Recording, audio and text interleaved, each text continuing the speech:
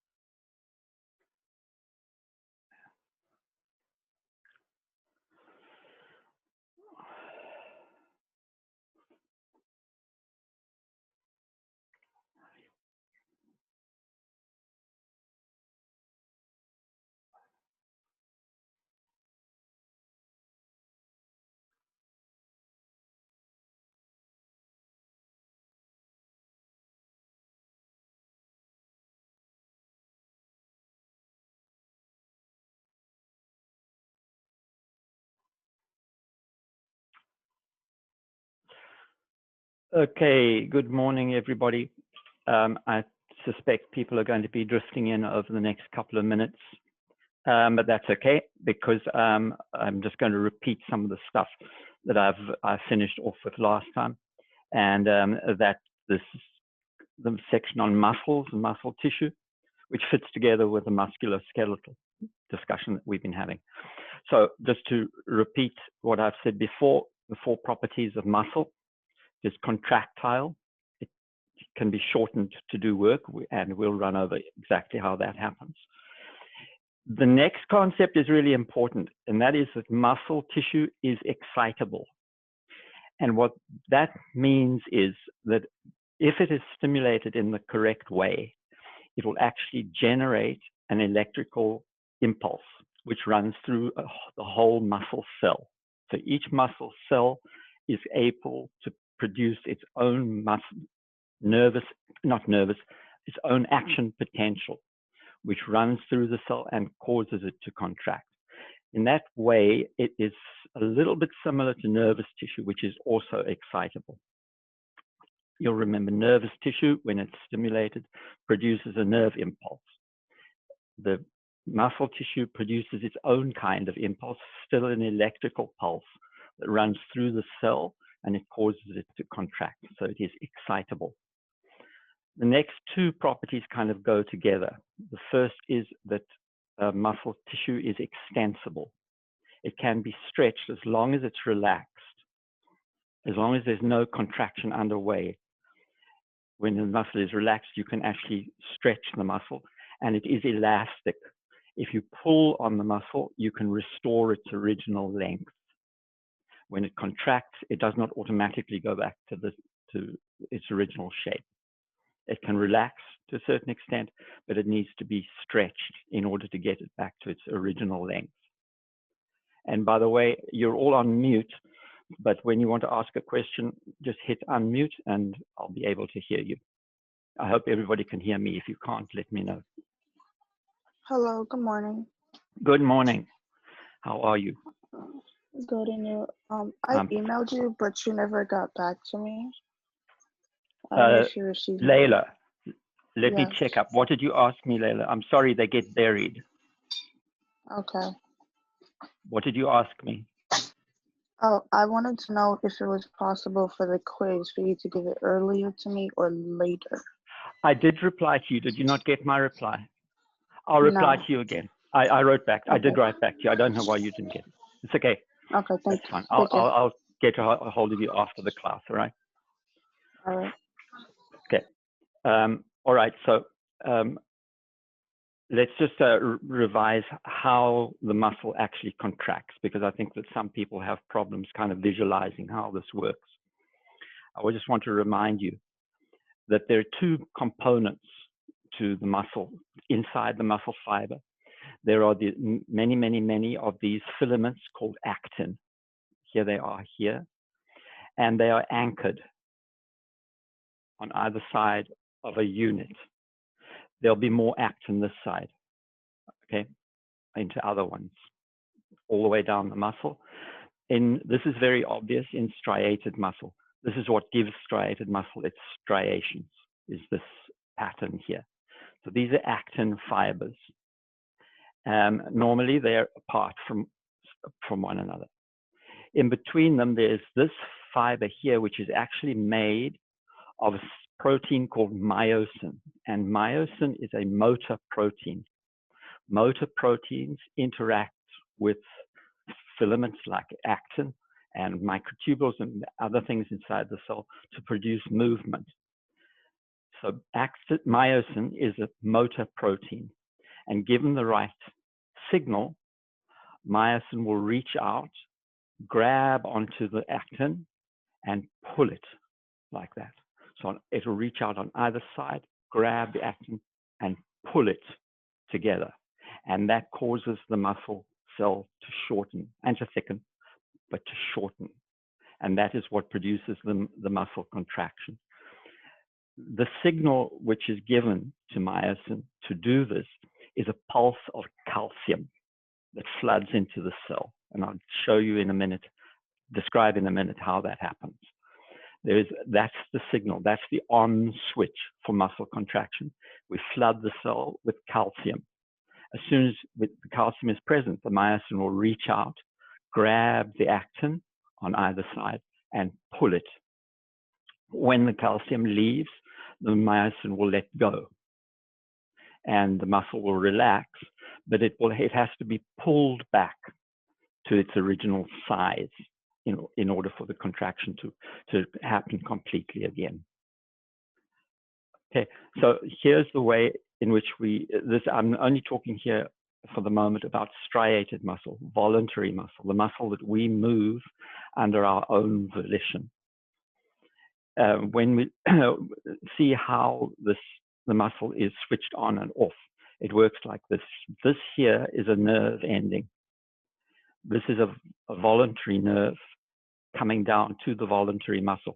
When it reaches its end, it branches into like a tree shape almost.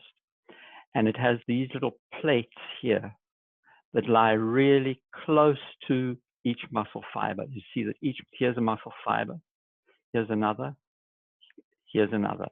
Each of them has one of these plates associated, so that when a nerve impulse comes down very quickly, all of these receive a stimulus from the nerve. It says contract.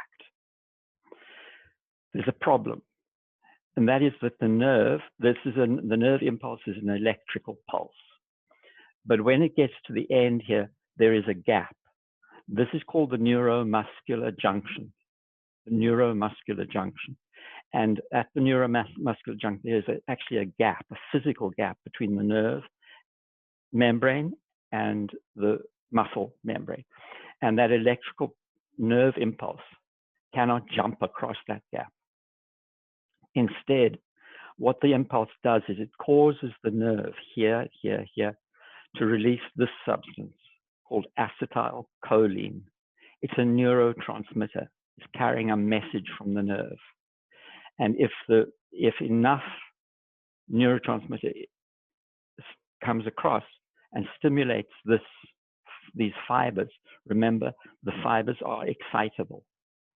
If there is a strong enough impulse from the nerve, then the muscle cell generates its own action potential, which is propagated through the whole fiber, and something happens. What happens is that it causes that electrical impulse running through the muscle fiber causes the release of calcium. And I'll just remind you about one thing. When we did cell structure, we talked there about endoplasmic reticulum. We said the endoplasmic reticulum was these organelles that often filled the cell with these kind of envelopes that interleaf with one another. Its normal function is to process proteins. But in the muscle cell, it has changed. Its function has changed, and it is instead a store and pump of calcium.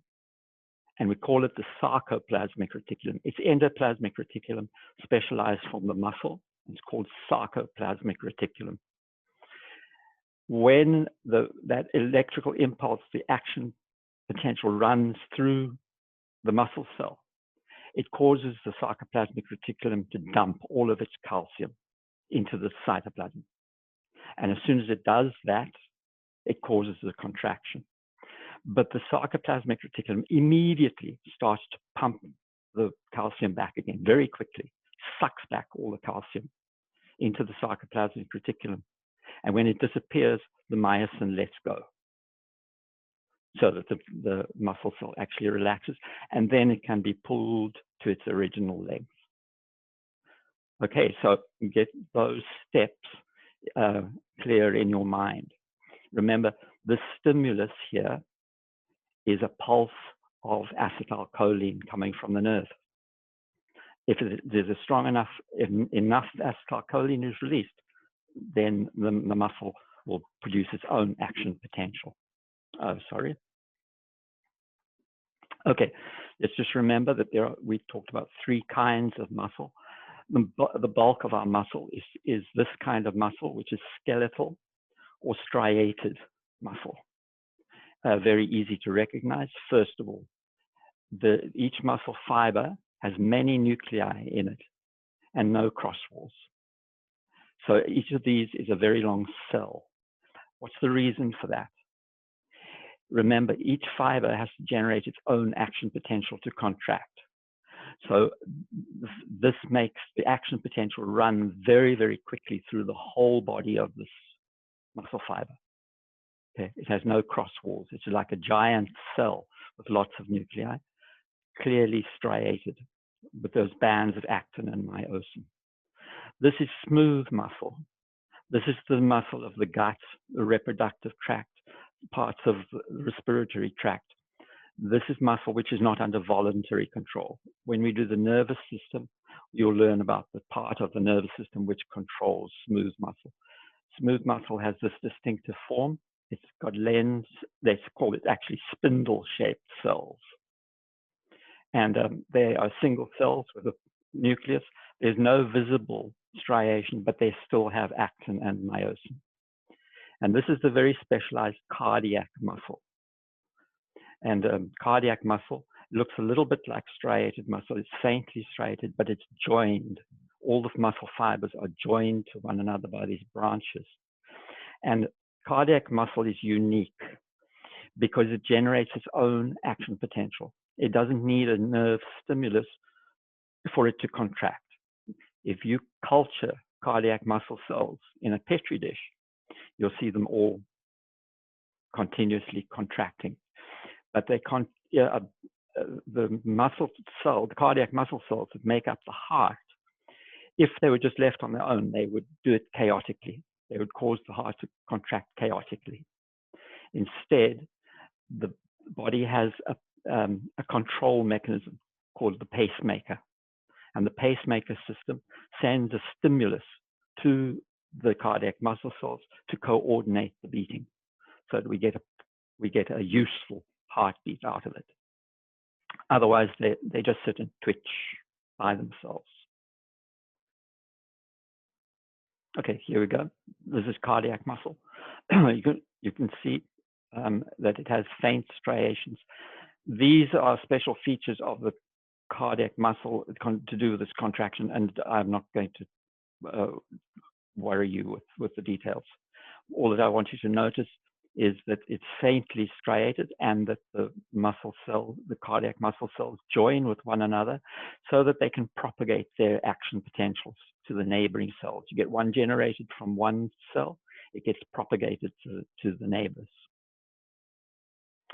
Here is smooth muscle, and you can see here the smooth muscle cells. They are innervated. The nerve system that controls them comes down, and each nerve, it doesn't have to have it, not only at nerve endings the way it was for striated muscle. Instead, the nerves actually can stimulate and release acetylcholine all the way along here. These little swellings here, they will be stimulating the cells underneath, and they can stimulate more than one smooth muscle cell at a time, by the way, with that. Here, these are smooth muscle cells. I know it's a little bit difficult to make them out, but orient yourself by looking at the nucleus there, and then try and work out, here's the cell around it. There, and that would be this kind of shape, a spindle shape. Sometimes you'll see them described as being lens-shaped, but as well. Okay, so this is our musculature. When I do this class in front of people, I always tell them that they've got to learn all of these, and then tell them, no, I'm joking, because there's just hundreds and hundreds and hundreds, over 600 muscles identified in the human body. And we need to remind ourselves about the functions of muscle. First of all, it's obviously the way in which we move. That is the first thing. And those involuntary muscles, they are also causing movement to take place very often. But in many cases, smooth muscle is driving the movement of fluid, food, this sort of thing.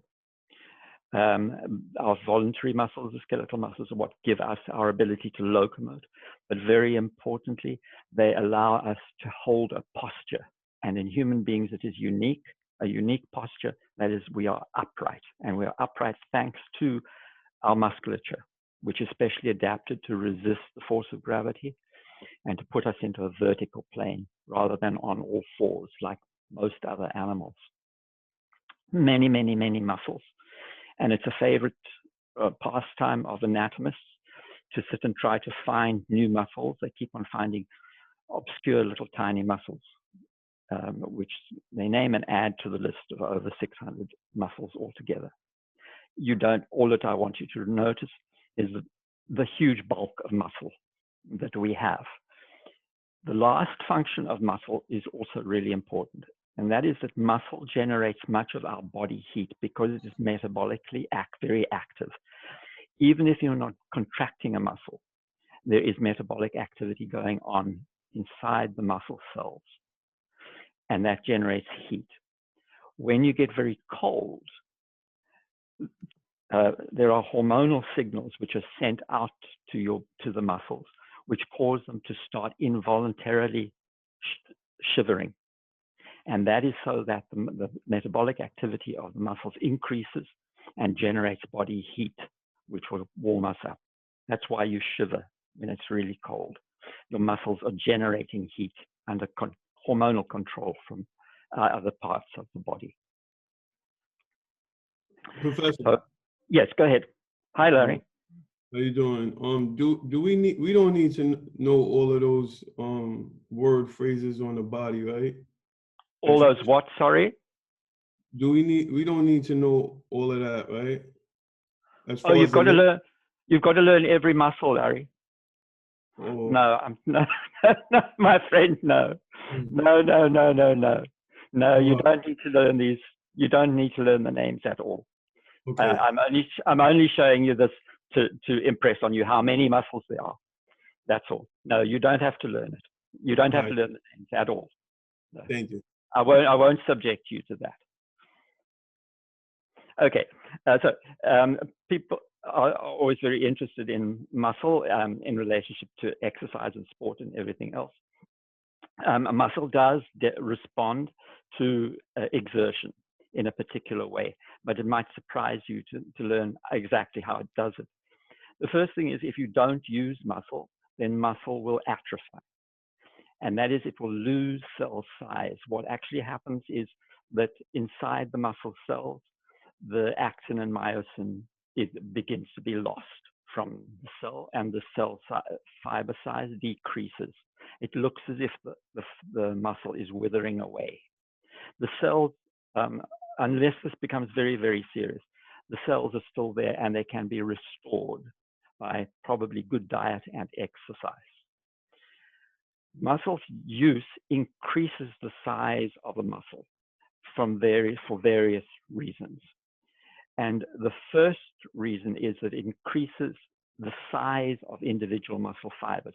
You never increase the number of muscle fibers. That is genetically determined. How many muscle fibers you have in a particular muscle is genetically determined. But you can increase the size of the muscle fiber with exercise because you will build up more cytoskeleton, more actin and myosin in that muscle fiber is a response to exercise, to regular exercise of the muscle.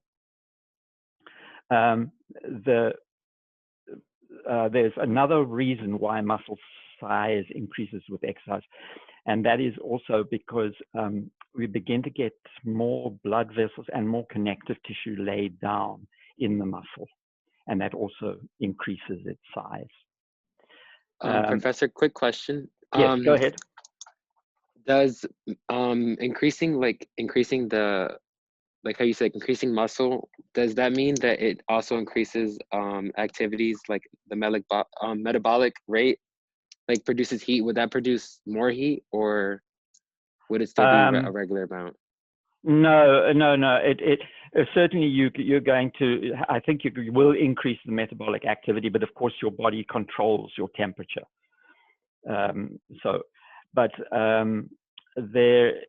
There are some problems with over increasing the size of muscle. Like, for example, if it is artificially increased by steroids or something like that, you begin to get all sorts of strange metabolic responses because of inappropriate size increase in the muscle.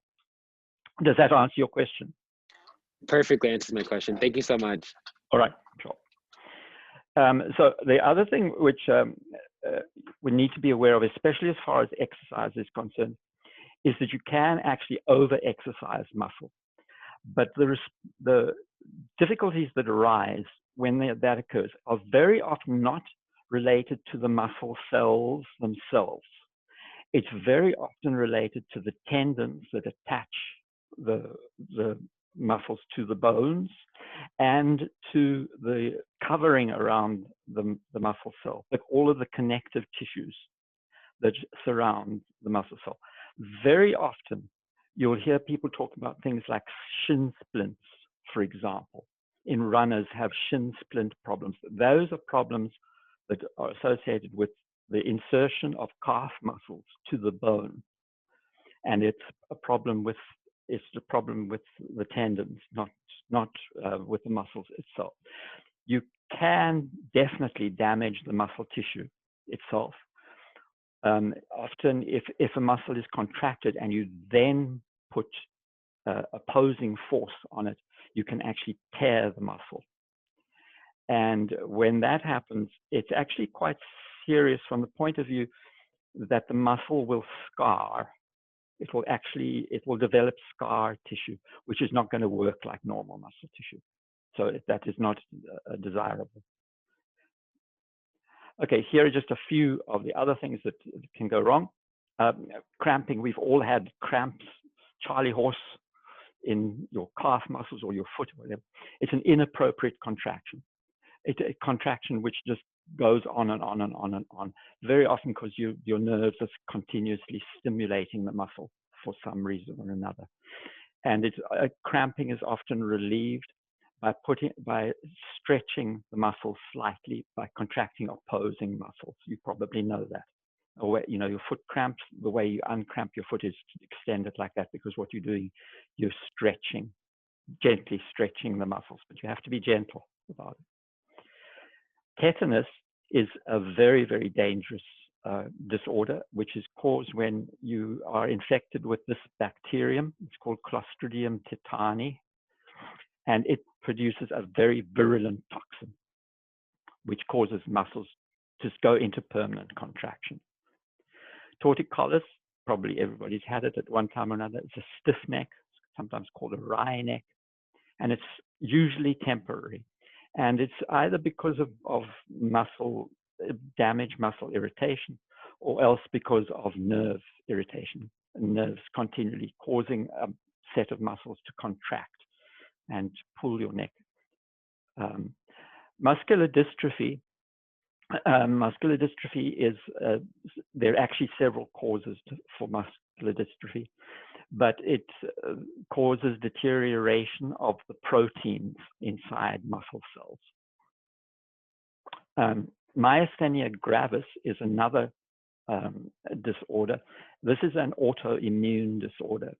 And what happens is, if I can just show you here,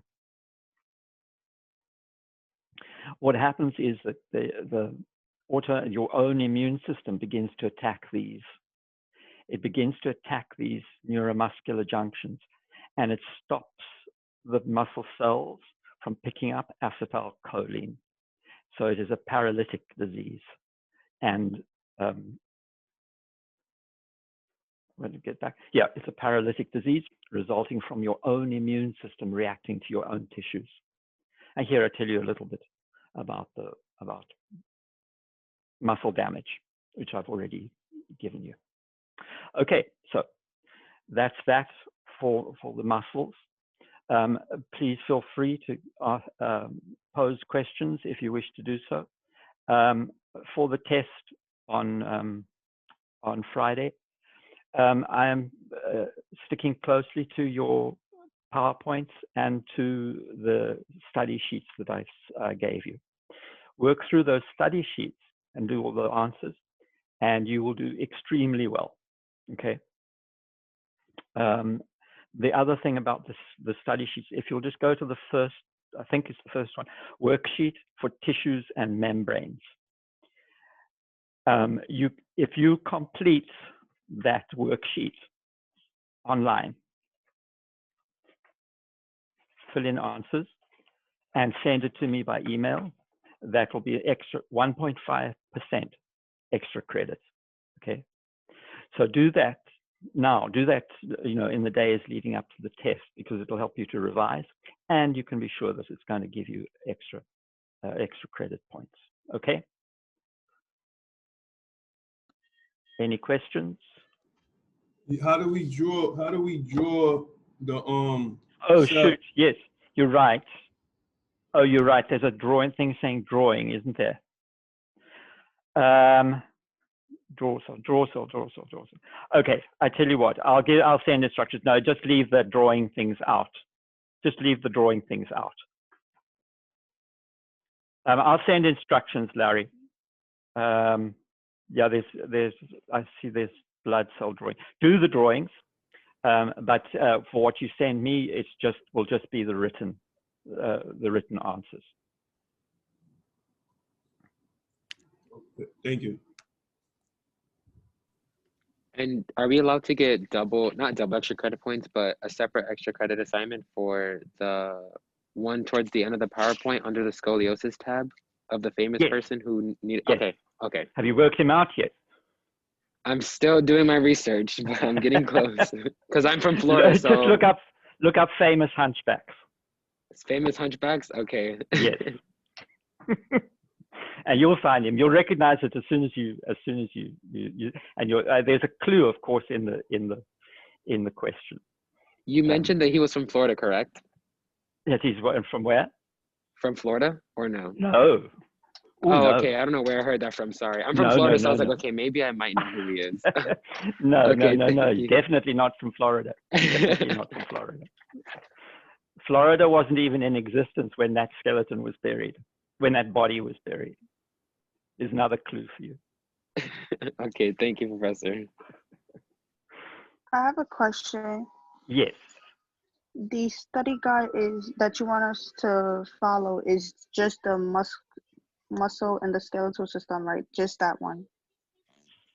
You've got to do all 3 study guides for the test, but it's just the worksheet for tissues and membranes that you're going to submit for extra credit. So you've got 3 study guides. You've got tissues, membranes, the integumentary system, which is quite short, and then the musculoskeletal system. There Okay. are 3 study I guides. see it. Yeah.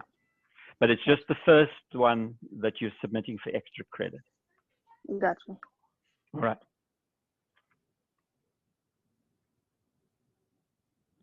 Is there any particular section which people have struggled to study or conceive of, or anything that we can go over? Will we have more time for the quiz this time or no? Yes. Yes, Okay. I will give you, it's the same length, but I will give you more time than you had on the previous one. Thank you. And yeah, and I'll keep an eye on the test to see how people are doing as you go through, and see if I need to add even more. Okay, no questions. All right, ladies and gentlemen, thank you for joining in. And again, of course, if you come across stuff that you're unsure of while you're busy going through your study guides, then please just email me. The disadvantage is simply that other people won't be able to hear you. But I thank you very Professor, much. did you take attendance already? Did I take attendance? During the Yes. beginning? Oh, I No, had joined. no. Yeah, no, it's all right. Don't worry. Don't worry. Yeah. It doesn't matter if you join in later. It's fine. If you were in my live class, then it might be a problem, but this is not a problem. I know that many people are having to sit in their classes in between other stuff. That's one of the reasons for doing recorded classes. Many of our students are working, and actually the only time they have to do the classes is in the evening, or things like something like that. So that is an advantage of the recorded classes. The other thing I must emphasize with the recorded classes is you to please do them slowly. Okay, set a timer or something, and after 15, 20 minutes, stop the video and go back over the slides that are being covered. And then if you don't understand anything, rewind and just repeat what I said. You need to hear the stuff several times, probably. And you certainly need to process it through your brain several times in order to really understand and remember it. I know that some of these topics are not easy, and also that there's a lot of information coming at you. But ask yourself, whenever you're feeling discouraged, ask yourself, how much have I actually learned? And you'll be amazed. You'll be amazed at the amount that you have actually learned. And that is the whole point.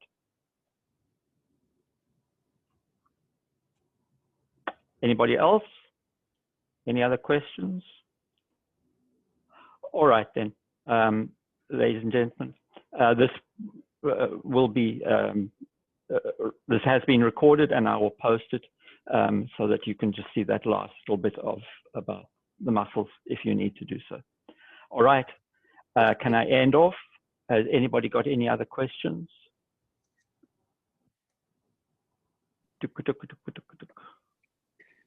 All right, okay. Then I'll see you on Friday, okay? And contact me if you have any problems. Thank See you you. on Have a good- Friday. Thank you so much for everything. Yep, Thank you. have a good day. Thank you Yep. so much. Bye.